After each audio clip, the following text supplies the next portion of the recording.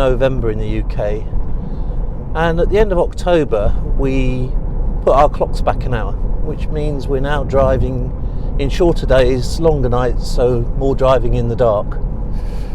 And driving in the dark for some people is good, and some people do not like driving in the dark.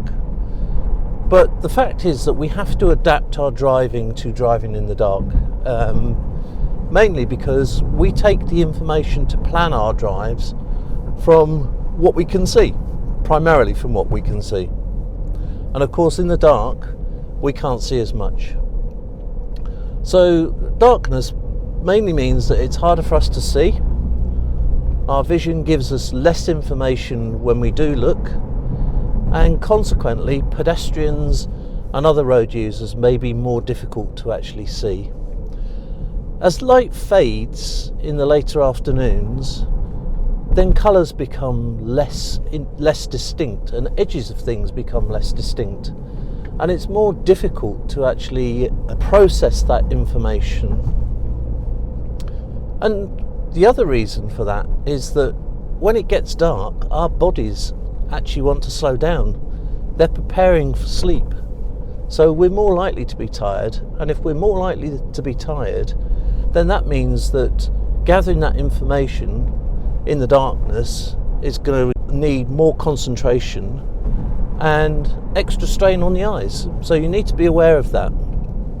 Now, if you are aware of that, you need to maximise the amount that you can actually see. And to do that, you need to ensure that your car is in a good condition for driving in the dark. So you need to make sure that your windows are clean, that your rear windscreen is clean, and that your mirrors are all clean and able to give you the maximum vision through them. You also need to make sure that your lights are all working. So you need to check your dipped headlights, your main headlights, indicators, brake lights, and not only do they need to be working, they need to be clean as well, so that they can be seen by other road users. Now, if you can, you want to be driving on main beam, because main beam will give you the furthest view down the road and give you more information. But obviously, if there are other road users around, then you don't want to dazzle them, so you need to be working on dipped beam. And you definitely need to be on dipped beam when you are in built up areas with street lights. So while the dip lights are more effective in those sorts of conditions, they're also more effective if you're driving in rain, fog or snow, because going on to full beam in those weather conditions will actually cause that light to bounce back on you and probably dazzle you as well. We don't want to dazzle other road users, that's for sure. If you are planning to do a manoeuvre such as an overtake, obviously you will be on dip beam behind any vehicles in front. When you move into the overtaking position, don't go on to full beam until you're actually parallel with the vehicle that you're overtaking. Then you can go on to full beam, and that will give you enough vision to decide whether that overtake is still safe to complete, or whether you need to abandon that overtake and move back into a safe position. Also at night time, or in the dark, you can get a lot of information from other road users by the use of their lights. Now, by that I mean, in a dark area, you will get more indication of when a car is approaching you, because you'll see its lights from further off. But you also get details from cars behind you because of their lights. And if cars are going round corners, their lights may give you an indication of how steep that corner is, so you can actually plan your approach to that corner if you're following them. But remember, you need to keep at a speed which you can see to be clear, and you're able to stop within that distance on your own side of the road.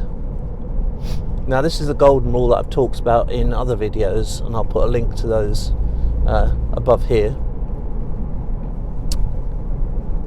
And also remember, if you are being approached by oncoming vehicles and they've got their headlights on, don't look at their headlights, because looking at their headlights will possibly dazzle you, and it will take you a few seconds to recover your vision.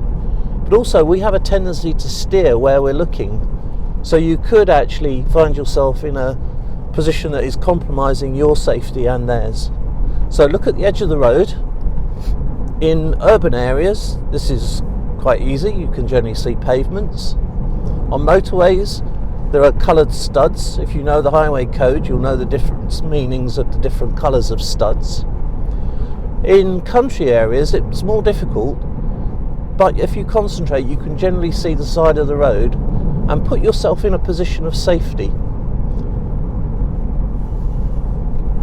So look away from those lights. Now the other thing that you need to be aware of is that you can get dazzled by light that's actually in your own car. So if you are using a sat-nav or a mobile phone for sat-nav purposes, then make sure it's on night mode. Most of these devices have a night mode now, where that puts less strain on your eyes and is less distracting. To summarise, in the darkness, adapt your driving, leave plenty of room, the 2-second rule or maybe even the 4-second rule, depending on the conditions. Use main beam wherever possible and use dip beam otherwise. And always be safe. Reduce your speed. If you think that you can't absorb enough information to make good, safe decisions, then slow down, and that will give you more time to actually get that information and process that data.